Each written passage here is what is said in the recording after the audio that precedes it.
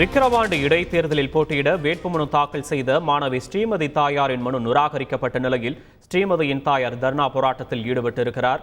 தொடர்பான விவரங்களை செய்தியாளர் கோபிநாத் வழங்க கேட்போம். கோபிநாத், வணக்கம். என்ன நடக்கிறது அங்கு? களம் எப்படி இருக்கிறது? விவரங்களை பதிவு பண்ணலாம். விக்கிரவாண்டி இடைத்தேர்தலுக்கான வேட்புமனு தாக்கல் கடந்த 14ஆம் தேதி தொடங்குச்சுங்க. 21ஆம் தேதியோட அந்த வேட்புமனு தாக்கல் நிறைவு பெற்றது. இந்த விக்கிரவாண்டி இடைத்தேர்தலில் மட்டும் 64 வேட்புமனுக்கள் பெறப்பட்டது. இதுல மனு தாக்கல் செஞ்சவங்க மொத்தம் 55 பேர். ஒரு சில பேர் 2-3 மனுக்கெல்லாம் தாக்கல் செஞ்சிருக்காங்க முக்கிய அரசியல் கட்சிகள்.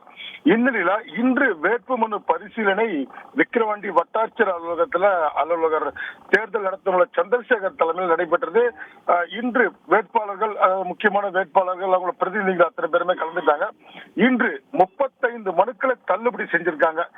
சரியா ஃபில்அப் பண்ணல, முக்கிய ஆவணங்கள் வைக்கல அப்படின்னு சொல்லி 35 பேர் மனுக்கள் தள்ளுபடி பண்ணிருக்காங்க.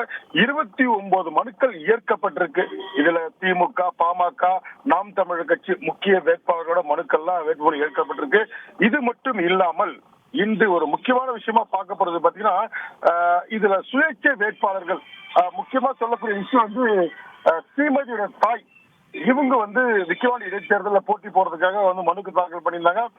அதே போல பாத்தீங்கன்னா இசக்கி முத்து, கோவிந்தராஜன் உள்ளூர் ஏராளமான மாற்றுத்திறனாளி ஒருத்தரும் அதுல இடம்பெற்றிருந்தாங்க.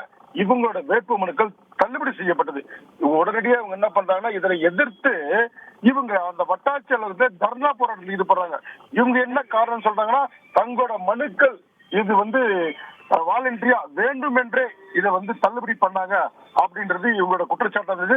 அதிகாரிகள் பேச்சுவார்த்தை பண்ணாங்க. உங்களோட இங்க கொடுத்த வேட்புமனுல ஏராளமான குறைபாடுகள், வைக்க வேண்டிய டாக்குமெண்ட் எல்லாம் இல்ல, அதெல்லாம் தள்ளுபடி பண்ணிருக்கோம், நாங்க நேர்மையா தேர்தல் நடத்தணும்னு சொன்னதுக்கு அப்புறம் அதிகாரிகள், காவல்துறை அதிகாரிகள் பேச்சுவார்த்தை நடத்திய பின்னர் அங்கிருந்து தற்போது கலஞ்சி போறாங்க. இந்த சம்பவம் தான் விக்கிரவாண்டி தாலுகா அலுவலகத்தில் பரபரப்பை ஏற்படுத்துன்னு சொல்லலாம். விவரங்களுக்கு நன்றி கோபிநாத்.